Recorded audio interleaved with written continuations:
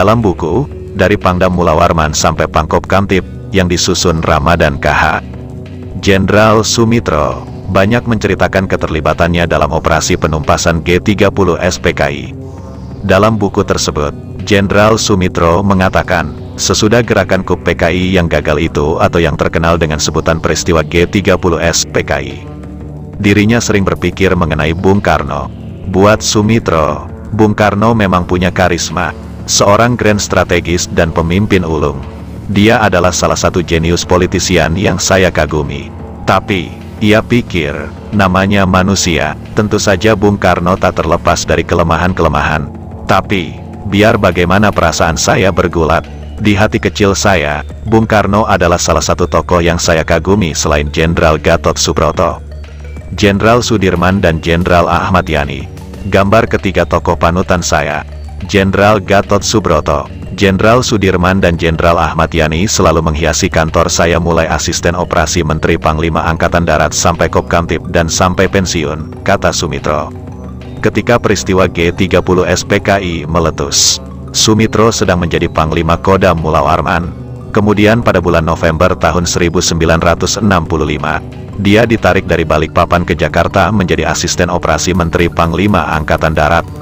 Ketika itu, Jenderal Soeharto sudah menjadi Menteri Panglima Angkatan Darat menggantikan Ahmad Yani yang terbunuh dalam peristiwa berdarah G30 SPKI. Dengan kejadian ini, saya cuma beberapa bulan berdinas di Kalimantan Timur.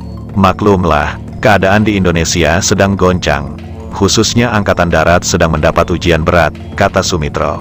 Sebagai Panglima di Kalimantan Timur yang baru diangkat Brigjen Mung Parhadimulyo, hampir berbarengan, Panglima Kalimantan Selatan Brigjen Amir Mahmud juga ditarik ke Jakarta menjadi Pangdam Jaya menggantikan Umar Wirahadikusumah yang dipromosikan menjadi Pangkostrat. Sewaktu saya tiba di Jakarta, kesibukan saya di hari-hari itu ialah mengikuti politik pusat.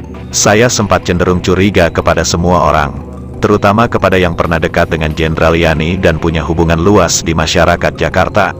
Salah seorang yang pernah saya curigai waktu itu adalah saudara Bob Hasan sehingga teleponnya saya sadap. Tapi ternyata ia tidak ada kaitan dengan G30 SPKI, kata Sumitro. Begitulah di tengah suasana politik yang panas dan demonstrasi terus-menerus yang kemudian lahir tuntutan Tritura yakni, bubarkan PKI, bersihkan Kabinet Dwikora, dan turunkan harga-harga. Tidak lama setelah Sumitro menjadi asisten 2 operasi Menpangat, ia dinaikkan pangkat menjadi Maijen. Waktu itu Pak Harto lebih banyak berada di Kostrat. Kalaupun ke Staf Umum Angkatan Darat atau SUAT, ia masih bola-bali antara Kostrat dan SUAT. Kami hanya melaksanakan tugas-tugas yang diberikannya sampai SUAT mapan, kata Sumitro.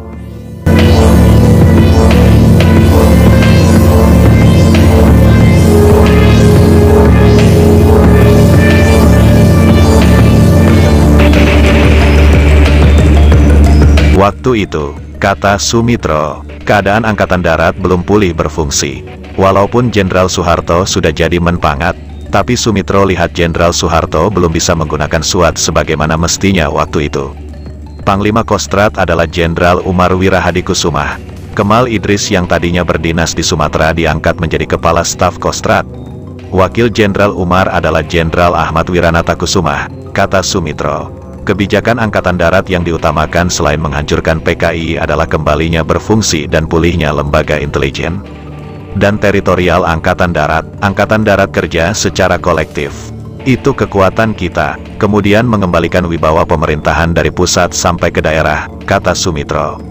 Waktu itu, kata Sumitro, dirinya tidak terlalu mengurusi politik. Sasaran berikutnya adalah konsolidasi Angkatan Darat dengan melakukan pembersihan besar-besaran di dalam Angkatan Darat. Tidak beda dengan kekuatan-kekuatan lain, Angkatan Darat juga disusupi oleh PKI. Pemulihan di dalam Angkatan Darat sangat cepat, disebabkan selain mendalamnya sumpah prajurit, sabta marga dan disiplin militer, terutama karena rasa sependeritaan yang terjalin antara atasan dan bawahan selama revolusi maupun menghadapi pemberontakan-pemberontakan dan gangguan keamanan dalam negeri, kata Sumitro. Kemudian pada bulan Desember tahun 1965 Bung Karno melimpahkan kekuasaan yang luas kepada Jenderal Soeharto untuk membentuk Mahkamah Militer Luar Biasa. Kemudian diangkatlah hakim-hakim Mahkamah Militer Luar Biasa. Sidang Mahkamah Militer Luar Biasa kemudian mulai berjalan. Gembong-gembong yang tersangkut KUP PKI yang gagal itu diadili. Nyono misalnya diadili dan dihukum mati. Tapi suhu politik tinggi terus. Suasana gerah terus. Sementara itu Bung Karno terus berpidato keras.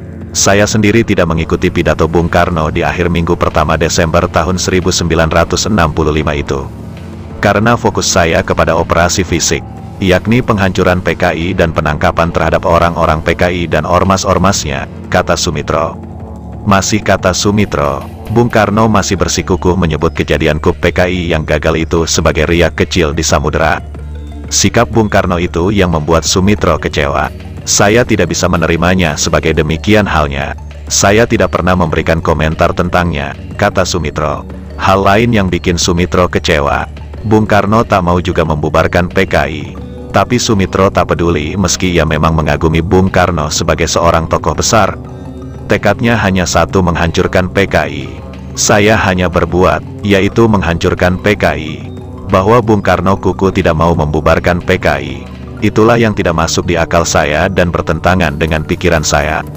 Sikap Bung Karno itu tidak bisa saya terima. Sementara saya pengagumnya, di tengah pergolakan jiwa itu saya bekerja menghancurkan PKI itu.